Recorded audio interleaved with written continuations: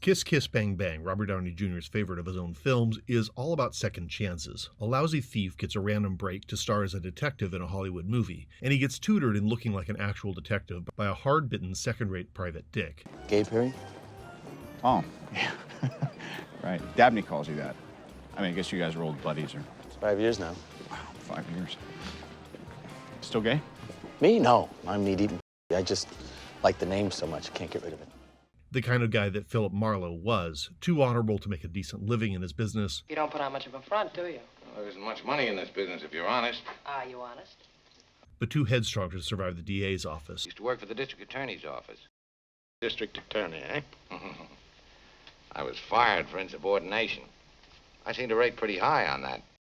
Meanwhile, the thief runs into his childhood crush and does a remarkably bad job of wooing her. Did I say second chances? Maybe this movie's about third chances. Let's get this straight. Kiss Kiss Bang Bang is a great time at the movies. It is a flashy, mid-budget film noir that makes fun of itself, the movies, and detective stories. Being a Shane Black movie, of course, it happens at Christmas, which adds nothing substantial but some background lighting and Michelle Monaghan in a Santa suit. Kiss Kiss Bang Bang is kind of a miracle. Robert Downey Jr. was still living out his redemption arc, following his explosive rise to fame and his notorious fall from grace, which he's still being given crap for despite being sober for decades. Val Kilmer, who's never been short of amazing, plays the second fiddle straight man to Robert Downey Jr.'s goofy sad sap. Kilmer is a gem, and he wins the Sean Bean Award for being A-list talent, A-list looks, and somehow the greatest wingman of all time. Top Gun, Willow. I feel better!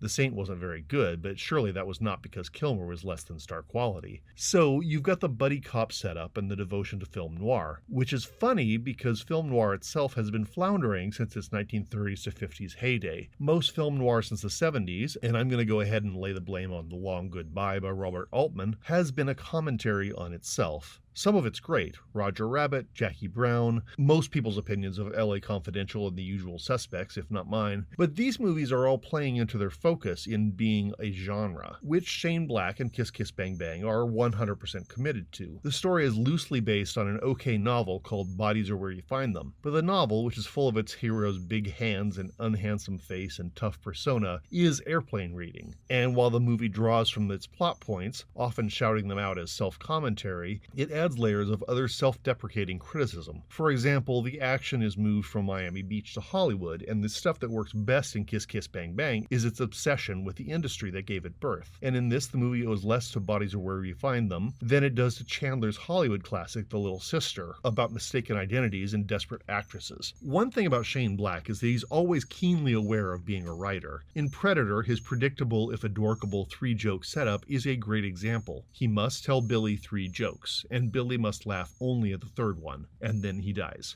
The shooting script of Lethal Weapon has more jokes in its narration than in its dialogue, and never did Shane Black go more overt with his nerdy, self-conscious writing style than here. Okay, I apologize.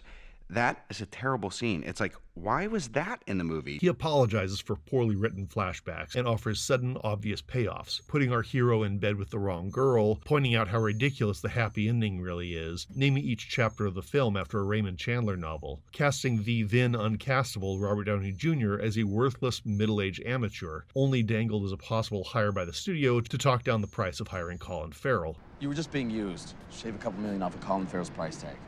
Which at the time was a genuine reality, and Downey had the self-deprecating good humor to roll with it at his own expense. Don't worry, baby, Tony Stark in Redemption are coming. Talking second or third chances, Michelle Monaghan plays an already washed-up 30-year-old actress with one horrible commercial to her name, despite having all the charm and sex appeal that makes her lack of top billing unbelievable. Okay, so she got indie cred with Trucker, and she plays Tom Cruise's true love in those interminable Mission Impossible movies, but she really ought to be a household name. The thing about film noir is that it has to rest on honor in a world full of dishonor, which is why Robert Mitchum punching his way through Marlowe didn't really work, Liam Neeson sleeping his way through Marlowe was unrecognizable, and Elliot Gould mumbling his way through The Long Goodbye was unintelligible. But Robert Downey Jr.'s down-and-out thief really believes in honor and true love in spite of his own unworthiness. Val Kilmer's Gay Perry hates his role, but he won't go against his own code of ethics, making him a true Marlowe archetype. Maybe Kiss Kiss Bang Bang is a Eurobos, a snake that eats its own tail. Is it a satire of Hollywood that depends on Hollywood itself to prop it up? Maybe, but there's nothing wrong with mocking your own family. Does it rely on film noir tropes to create a narrative of film noir tropes? Well, how dare you? Find me a film that does not commit the same crime. I will find fault with movies that rely on tropes and act like we don't see them. LA Confidential, The Usual Suspects being my two biggest hot takes. Sorry if you're a smart fan who like both or either. The point is, Kiss Kiss Bang Bang knows what it is. It is just a movie. It's a little embarrassed about the high-level talent doing low-level things. And frankly, that's how all businesses should operate. Better people than we deserve doing the absolute best they can, striving to make the best product that we, the public, simply don't deserve, and we should be thankful.